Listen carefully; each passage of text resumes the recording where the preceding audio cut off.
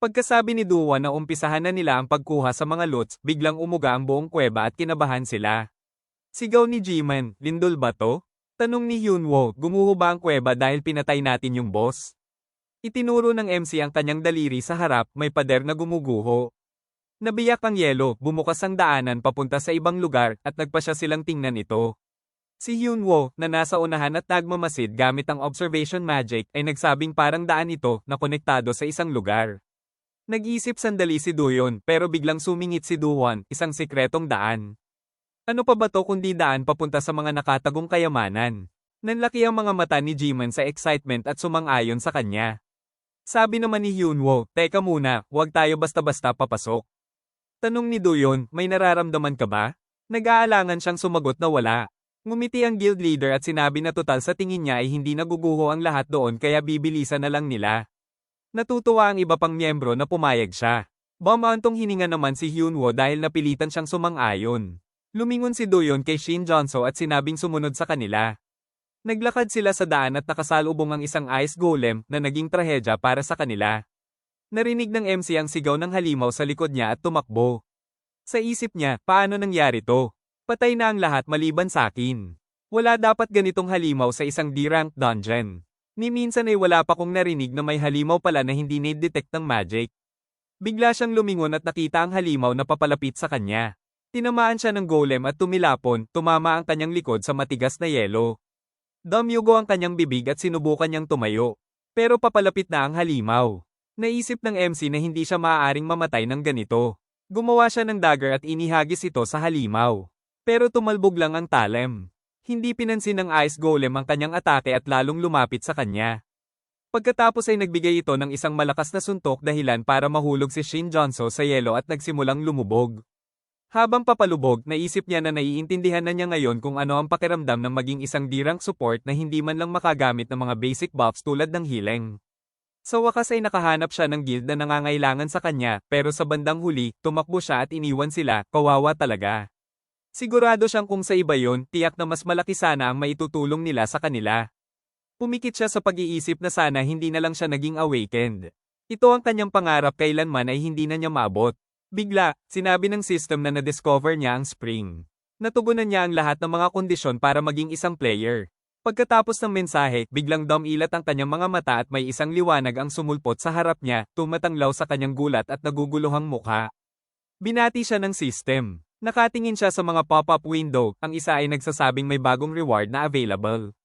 Gusto niya itong tignan, pero sobrang tulala siya sa nangyari kaya natulala lang siya.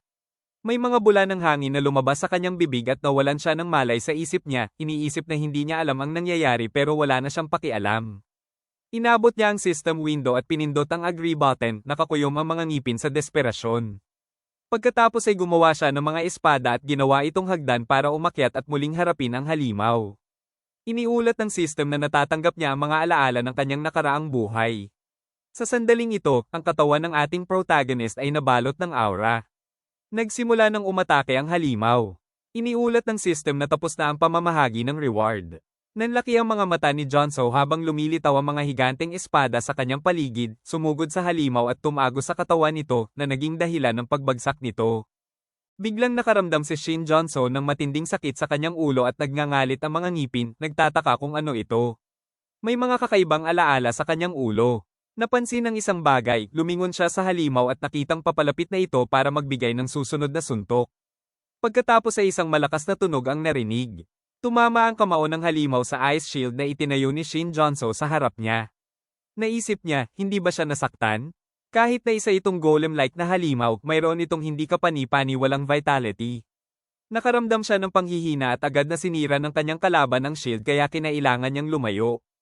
Pagkatapos ay naisip niya na kung totoo ang mga alaala na ito, kahit na ito ay isang golem-like na halimaw, ang mga kahinaan at taktika nito ay pareho pa rin.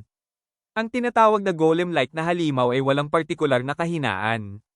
Kahit na masaktan ito, maaari itong gumaling. Sa kasong ito, inirerekomenda na magbigay ng damage mula sa iba't ibang direksyon ng sabay-sabay. Kung maaari, kailangan niyang lumikha ng isang net na may pantay na saklaw gamit ang skill user bilang center point. Ang mga creations na ginawa sa loob ng grid ay pwedeng pagalawin ayon sa kagustuhan ng user.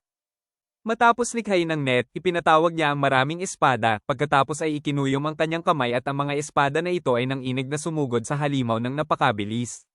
Pagkatapos nito ay isang malakas na crack ang narinig at ang mga piraso ng yelo ay lumipad sa lahat ng direksyon. Ang golem ay bumagsak at namatay. Ang MC ay lumapit dito at bumaantong hininga sa pag-iisip kung paano niya naisip na ang grid world na ito ay isang support skill lamang na maaari niyang gamitin upang lumikha ng mga item ng mas mabilis. Mukhang habang tumataas ang efficiency ng skill na ito ay maaari rin itong gamitin pang atake. Iniulat ng system na natalo ang boss. Nakita ang system window sa harap niya, itinanong niya kung maaari niyang tingnan ang impormasyon ng halimaw o dungeon. Wala siyang natanggap na sagot. Napansin niya ang isang purple na aura na tumataas mula sa katawan ng halimaw, nagiging isang sphere at bumabagsak sa kanyang kamay.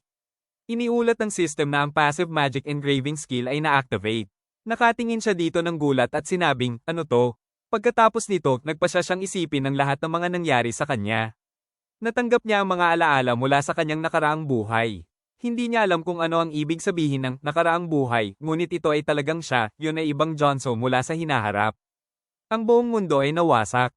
Mga bagay na napakasama para banggitin ang nangyari, at minana niya ang mga alaala nito. Ngunit kahit na ito ang hinaharap, maaaring hindi ito ang hinaharap ng mundong kanyang kinaroroonan ngayon. Napakaraming mga bagay na hindi magkatugma. Kahit ang status screen sa harap niya, hindi ito nangyari sa kanyang past life. Isang system window ang lumitaw sa harap niya na may listahan ng mga skills, creation, communication, rental payment, at grid world. Napagtanto ng MC na talagang naging player siya. Ito ay isang terminong ginagamit para sa mga piling tao na awaken. Batay sa kanyang mga alaala, ang mga players ay wala pa sa panahong ito. Mga 2 taon pa mula ngayon, isang maliit na bilang ng mga awakened ang napili upang maging mga player. Isang asul na screen ang lumitaw na tanging ang mga piling tao lamang ang makakakita sa hinaharap. Ang mahiwagang bagay na ito ay tinawag na system na parang isang biro lamang. Sapat na ito upang gulatin ang mga awakened sa buong mundo. Hindi lamang binigyan ng mga player ng isang system, lahat sila ay nakatanggap ng iba't ibang mga reward, halimbawa, lakas at mga skills na iba sa mga mayroon sila dati. Ang mga system at reward ay lumitaw mula sa kung saan ginamit ng mga player at naging dahilan ng kanilang mabilis na paglakas kumpara sa iba pang mga awakened. Salamat sa Guild Master na naging isa rin sa mga napili, ang Dowen Guild na kanyang kinabibilangan ay naging isang first-class guild. Wala siyang direktang kinalaman dito, ngunit ito ay nag-udyok sa kanya na lumakas sa kanyang unang buhay. Upang matapang na manatiling isang umuunlad na guild. Patuloy siyang nagsisikap na paunlarin ang kanyang mga skills. Sa system window, makikita mo ang mga skills na natutunan mo at ang proficiency. Nang una niyang marinig ang tungkol sa system, naisip niya na ito ay convenient. Sa huli, ito ay talagang naging ganoon. Kung ang kanyang mga skills at experience ay dinala mula sa kanyang nakaraang buhay, kung gayon ang skill na ginamit niya sa bangkay ng golem ay isang skill na wala siya sa kanyang nakaraang buhay. Naisip niya na wala siyang narinig na ang mga player ay mayroong ganitong skill. Ang reward ba ay ibinigay lamang sa kanya?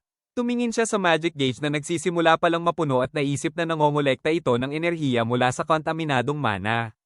Mayroon siyang ilang mga ideya kung paano makakuha ng magic na ito. Nagpa siya siyang isipin ito mamaya at lumakad siya sa mga bangkay ng kanyang mga kasama at kinakabahang lumunok. Sa ngayon, kailangan niya munang asikasuhin ang kanilang mga katawan. Maya-maya, sa headquarters ng Hunter Association, nilapitan ng babae ang kanyang kasamahan na nakatingin sa bintana at tinanong kung okay lang ba na pauwiin nila si Shin Jonzo. Hindi nito maintindihan ang kanyang ibig sabihin at ipinaliwanag niya na kakaiba ang nangyari. Isang maliit na guild ang nag-clear ng isang unidentified dungeon at naaksidente. 4 sa 5 ang namatay, ngunit ang tanging nakaligtas ay isang D-rank support. Hindi sana nakapagtataka kung tumakas siya habang ang iba ay nakikipaglaban, ngunit hindi iyon ang nangyari. Inalagaan pa niya ang kanilang mga katawan at dinala ang mga ito sa asosasyon. Ang gate ay nawala na kaya wala nang makitang ebidensya. Ano sa palagay niya? Naramdaman niyang may mali. Hindi siya nito pinatapos at tinanong kung sa tingin niya ay makakaya ng isang D-rank support na patayin ang mga hunter na iyon. Pinalo niya ito sa ulo gamit ang file at sinabing magtigil na siya sa kahibangan. Hindi ito isang civil matter. Alam din naman niya na kahit pa may kakaibang nangyari doon, walang paraan para malaman kung ano ang nangyari sa loob dungeon. Maaari lang silang mangolekta ng ebidensya kung ano man ang meron. Hinimas niya ang ulo niya at sumang-ayon na may naguguluhang ekspresyon, ngunit gusto pa rin niyang tumutol, ngunit pinigilan siya nito at tinanong kung mayroon siyang anumang mga mungkahi. Madalas naman itong mangyari sa panahon ngayon. Tumabi siya at winagayway ang folder habang sinasabi na marami na ngayong mga hunter na nawawala matapos makakita ng gate at hindi ito nire-report. Kung magre-report sila sa asosasyon, magsasagawa sila ng auction para sa pagpasok. Alam naman nilang lahat na maliit lamang ang kanilang makukuha na reward dito kaya mas gugustuhin pa nila na magbuwis buhay at pumunta doon ng palihim. Kung sa bagay, kasi halos imposible rin naman para sa isang maliit na guild na manalo sa isang auction.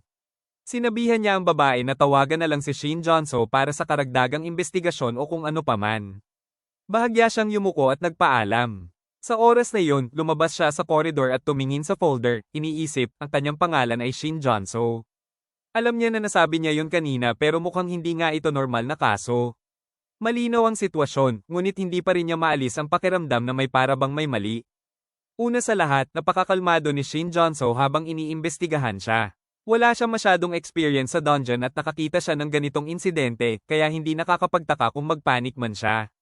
Mayroong kulang sa mga kwento niya, pero ipinaliwanag niya ang lahat ng malinaw. Siyempre, posibleng ganoon lang talaga siyang klase ng tao. Nakakilala na siya ng mga ganong tao dati, ngunit talagang may mali dito, pero hindi niya lang alam kung ano ito at nakakainis ito sa kanya.